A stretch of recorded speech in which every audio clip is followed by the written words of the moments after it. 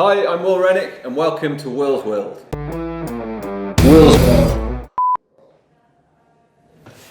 Oh, sorry. Now it's that time of year where we're all thinking of some winter hiking, but the thing is, when there's snow in the mountains, you don't really want to be going up there. Well, you definitely don't want to be going up there in your three-season hiking boots. You want something a bit more technical. You want something that's durable, something that's warm, something that's protective, and something that will be able to fit crampons if you need them. But with mountaineering boots, it's easy to go very, very wrong, because you could spend a lot of money and get something that's completely unsuitable for your needs, whereas you can spend too little money and find you have something that isn't quite technical enough for you. So what you need to pay attention to are the gradings. You have B1 boots, B2 boots, and B3 boots. And they all correspond with the type of crampon that they'll fit. So you have a C1 crampon, C2, and a C3. Now a B1 boot will go with a C1 crampon, a B2 will match up with a C2, and so on. So this is a good example of a B1 boot. So notice the flex here.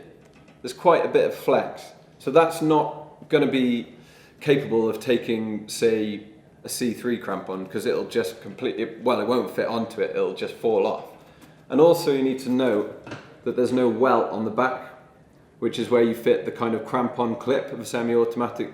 So you're only going to be able to get a C1 crampon on this type of boot, and that's essentially a strap-on crampon. Then if you look at the example of a B2, so look at the flex there, there's just a little bit but not too much, and then that welt on the back, so that's where you get that crampon binding onto it to fit a C2 semi-automatic crampon. Then you're going up to, this is a bad example, I wouldn't class this as a full B3 boot, it's kind of on the verge of it. It's not a full B3 because it's so lightweight, it's kind of like a fast and light boot. But it does have that solid sole of a B3 example. And then there's that heel welt on the back and that toe welt, which means that it could take a C3 crampon, a fully automatic step-in kind of one.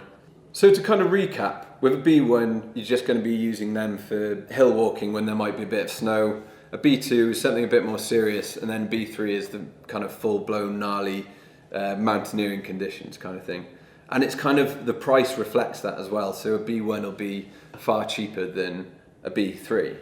So by looking at the grading, it means that you don't fall into the trap of buying a really expensive boot that's completely, overly technical for what you're planning to use it for. And then, conversely, you don't want to get a B1 boot and not pay much money for it, but then find it completely unsuitable for the ice climbing or the heavy mountaineering that you're planning. So look at those gradings before you buy a boot.